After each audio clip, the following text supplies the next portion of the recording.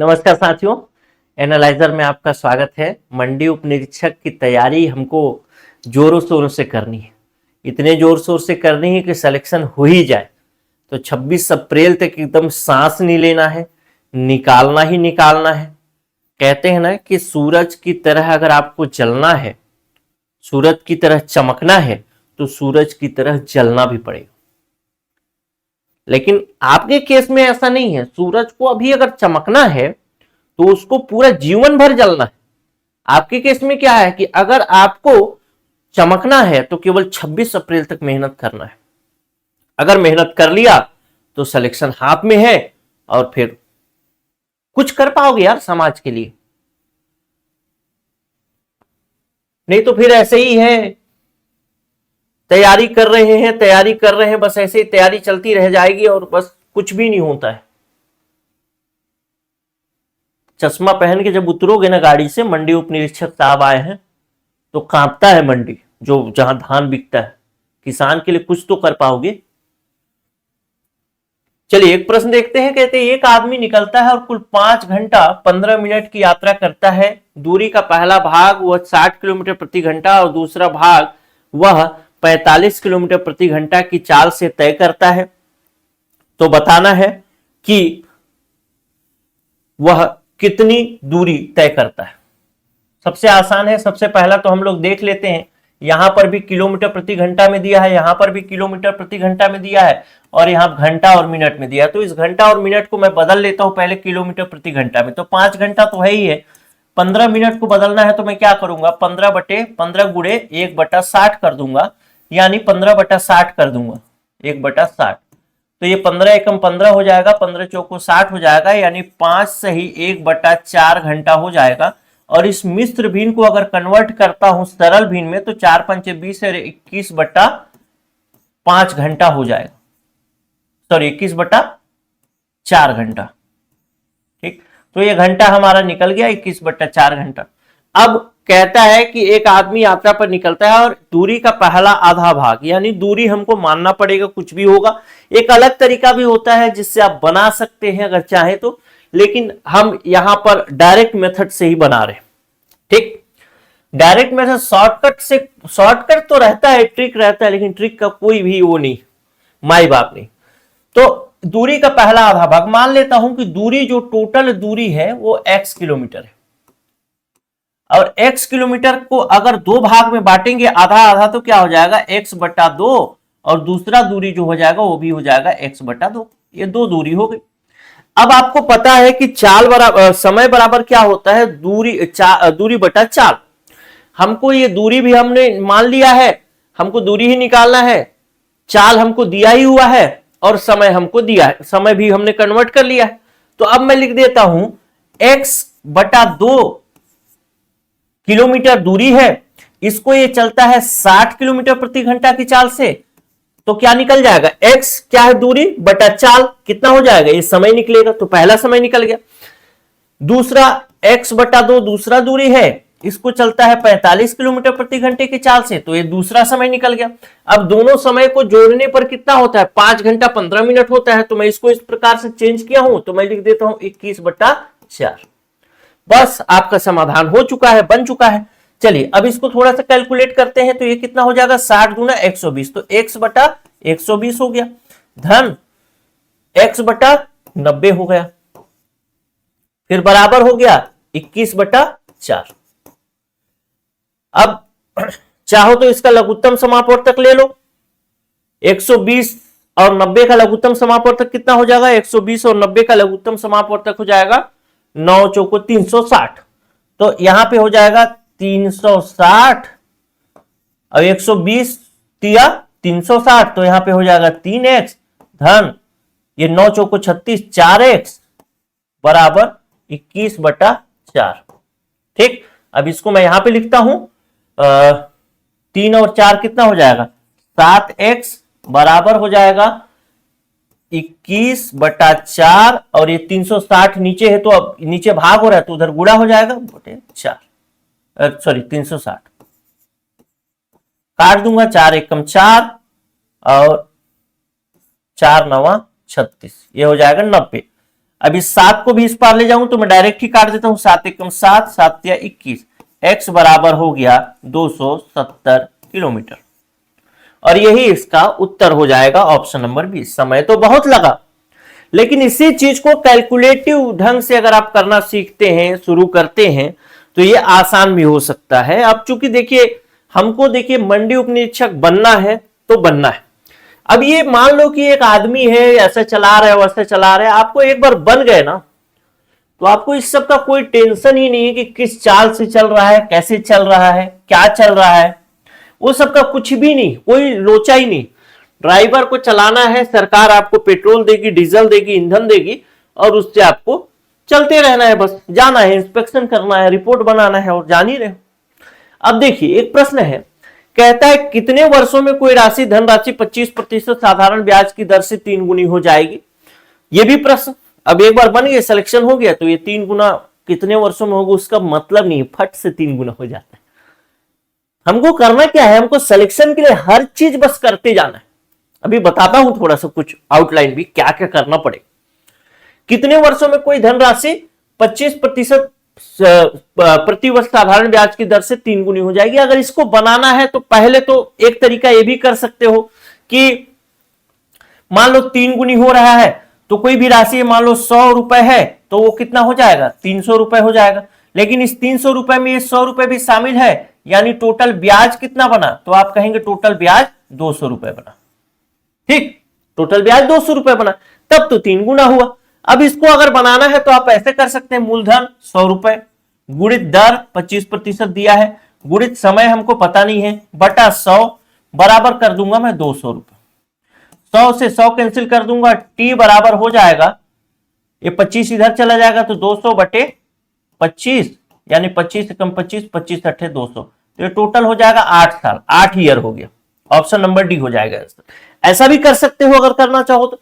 अगर आप x formula, बस इसमें आपको एक चीज ध्यान रखना है ना दोस्त, कि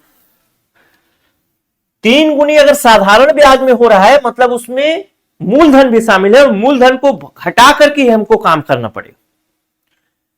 अगर ऐसा नहीं कर सकते तो ऐसा भी कर लो। आप देखो कि एक साल में 25% बढ़ रहा है तो 2 साल में 50, 3 साल में 75 और 4 साल में 100% बढ़ जाएगा। तो 4 साल में 100% बढ़ा और 8 साल में कितना बढ़ जाएगा, 200% बढ़ जाएगा। 200% जैसे ही बढ़ा तो पहले 100 था, पहले मूलधन तो 100 ही रुपए था, और 200 और बढ़ गया तो 300, 3 गुना हो गया। ऑप्शन नंबर डी हो गया। ये भी एक तरीका है।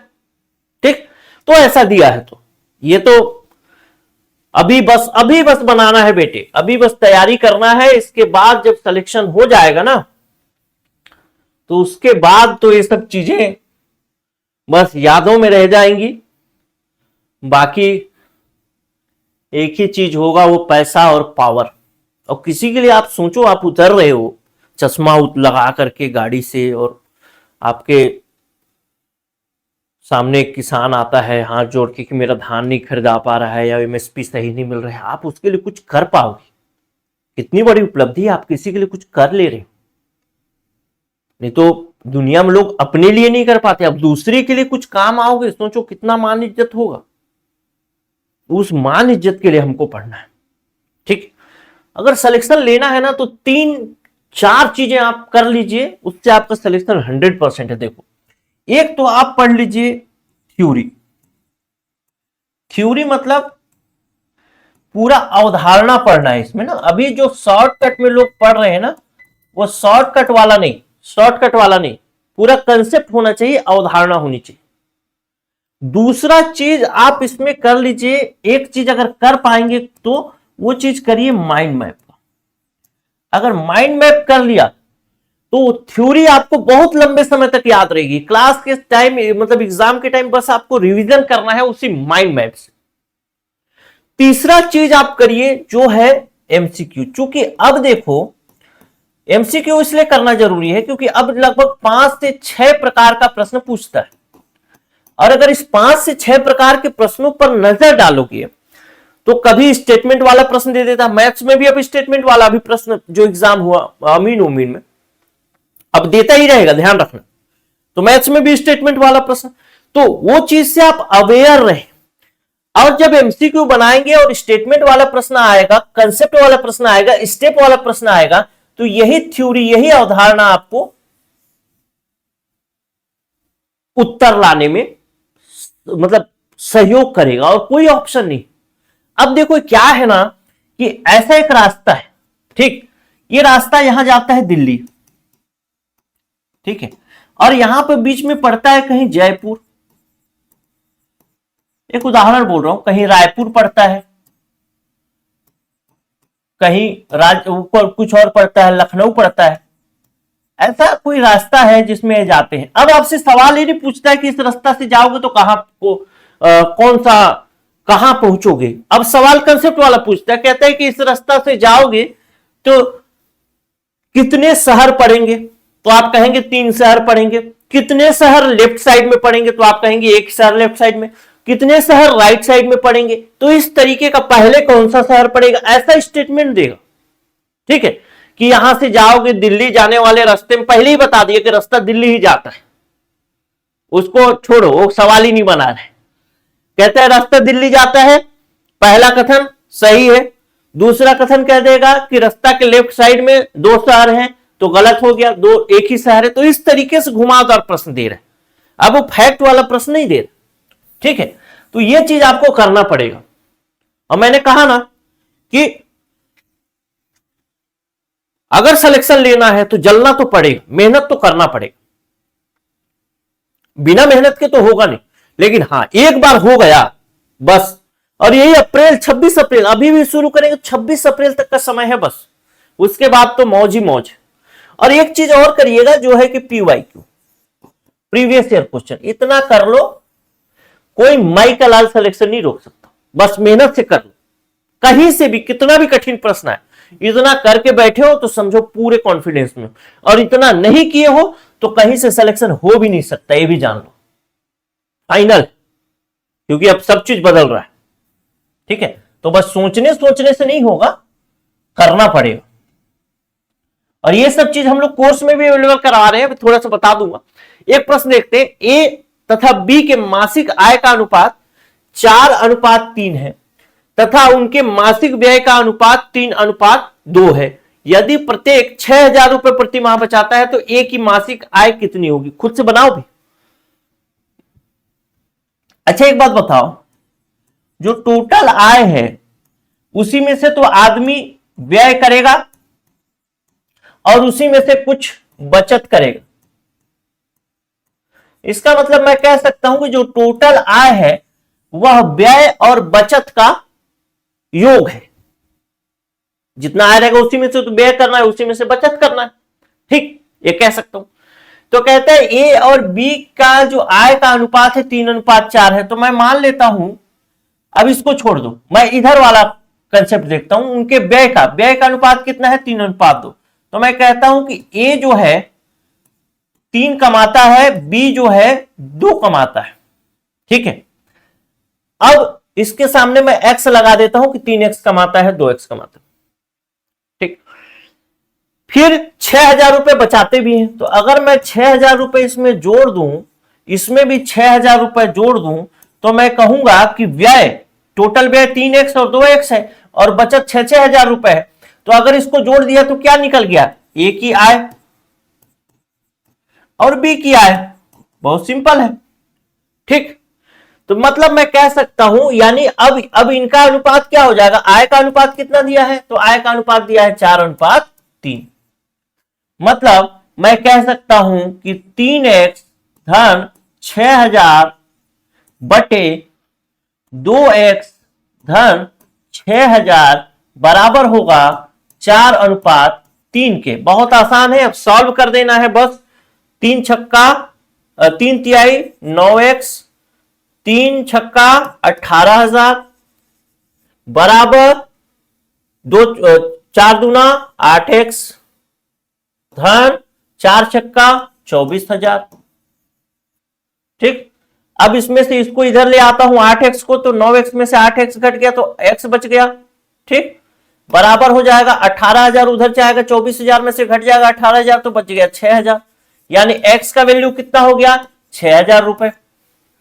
पूछा क्या है, तो ए की मासिक आय कितनी है, तो ए की मासिक आय कितनी है, तो मैं कहूंगा कि अभी तो पता नहीं है, लेकिन उसका व्यय 3x है, मतलब 18,000 रुपए वो खर्च करता है और साथ ही 6,000 रुपए बचत करता है, तो ये 6,000 को भी जोड़ दूंगा तो ए की मासिक आय कितनी हो गई, 24,000 रुपए।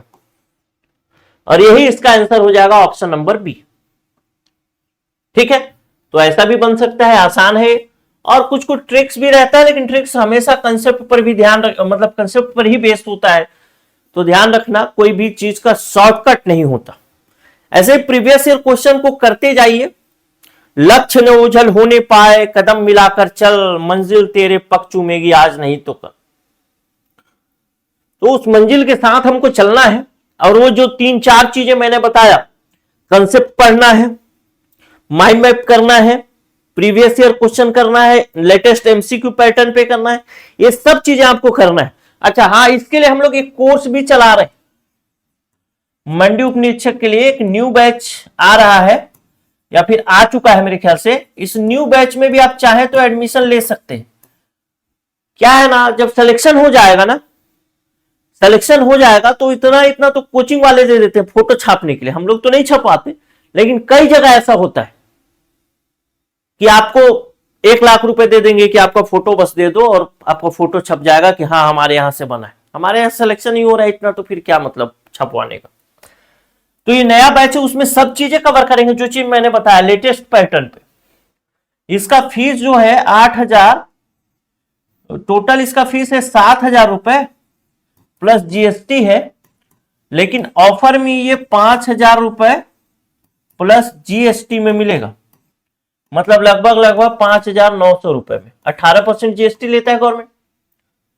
लेकिन हाँ, ये पैसा सिलेक्शन के सामने कुछ भी नहीं। एक बार सेलेक्ट हो गए, एक भी कोचिंग वाला मिला कि हाँ फोटो, और दे देना फोटो, यार क्या करना है सिलेक्शन होने के बाद फोटो का क्या करना है, छाप ले भाई, क्या करना है, दुनिया का भविष्य बिगड़े आपको क्या मतलब, आपको तो बस अपना पैसा निकालना है और क्या। मेरे हिसाब से फोटो मांग रहे हैं, दे दो फोटो, ले लो फोटो छाप दे। 1 लाख रुपए दे रहे हैं, फोटो छपवा लो, क्या दिक्कत है। कई लोग छपवाते हैं, मैं देखा हूं, मैं कोई मेरे ऊपर वो न कर दे, लेकिन छपवाते। 94-064-21-014 ये व्हाट्सएप नंबर है। इस व्हाट्सएप नंबर पे मैसेज करके कोर्स आप चाहे तो ज्वाइन कर सकते हैं। शायद इसमें जीएसटी अगर अभी हो सकता है कि नहीं भी लग रहा हो, तो केवल आपको 5,000 में भी ये कोर्स मिल सकता है। अगर लिमिटेड मतलब पता नहीं 25 या 15 या हाँ 15 स्टूडेंट के लिए है शायद ये, तो अगर आप जल्दी करते हैं तो शायद ये भी मिल सकता है आपको 5,000 वाला। लेकिन हाँ, कोर्स लो, मेहनत करो, निकालना है मतलब निकालना है, ठीक है। कोई एक्सक्यूज नहीं, 2 विकल्प रखना है हम लोग को बस, या तो निकालना है या तो जरूर निकालना है, दूसरा कोई विकल्प नहीं। अपने आप को ना बैठा हुआ देखना है, कहां, उस गाड़ी में जिस गाड़ी के बगल में ड्राइवर बैठा है और पीछे आप बैठो, ड्राइवर चला रहे हो पीछे आप बैठो, एकदम बॉस की तरह चश्मा लगा के।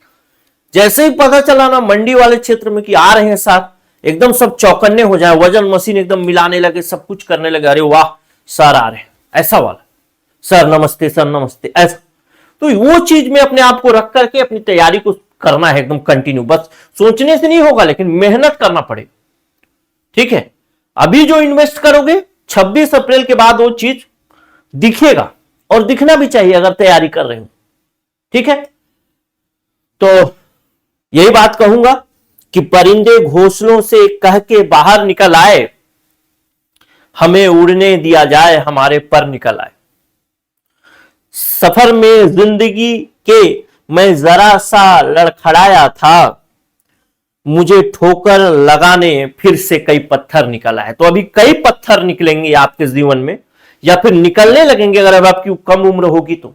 अगर 21-22 साल के हो तो फट से बन जाओ, निकाल लो। ये कौन सा टफ एग्जाम है, बस थोड़ा सा तो मेहनत करना है 26 अप्रैल तक, बस उसके बाद बस घूमते रहो, मौज करो। और जिनकी उम्र ज्यादा हो गई है वो भी अपना अंतिम सिलेक्शन इसमें माने भाई, क्योंकि ये फिर नहीं आने वाला है। नमस्कार।